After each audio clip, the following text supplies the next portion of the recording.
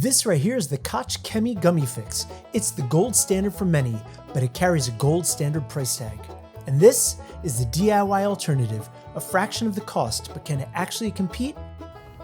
$36. That's what they want for the name brand. Let's see if we're paying for the chemistry or just the label. The lineup: isopropyl alcohol for cleaning power, vegetable glycerin to condition, Polysorbate 20 to keep it from streaking, and finally, distilled water to balance it all out.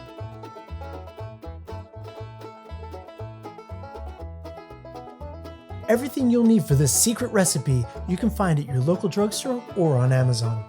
First, we're using a 91% isopropyl alcohol. That's going to be 70% or about 11.2 ounces to fill up my 16-ounce bottle.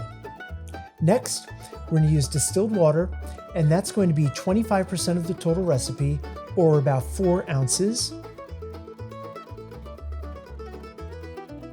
Next is the vegetable glycerin, 4% total at about 0.64 ounces, which is roughly 20 milliliters.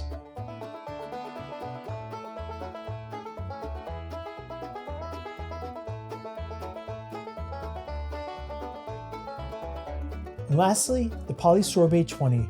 It's going to be 1% total, 0.16 ounces, or just under 5 milliliters.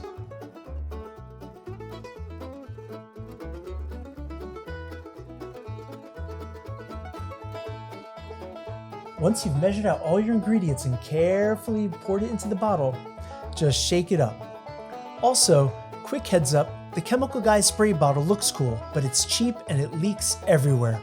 You can grab a better one from the links in the description. Okay, that's it. Looks like we're ready to test this out. But first, we've got to clean these mats. I'm going to grab my bottle of ChrisFix Juice, aka Soapy Water, and I'm going to clean these mats. Once you're all done, you can lay them out in the sun, let them dry. But for me, that's no fun. I'm using the Zuyiyi Mini Jet Blower. This thing is a beast, but remember, you've got to provide your own battery. I've got it linked below if you want to pick one up for yourself.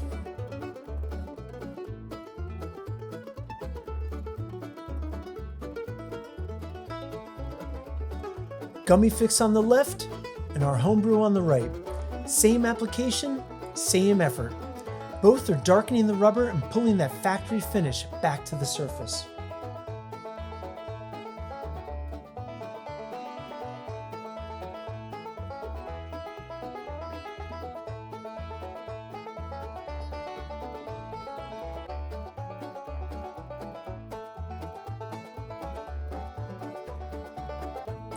And here's the kicker. I notice zero difference in the feel or the look. It's clean, non-greasy, and bone dry on both sides.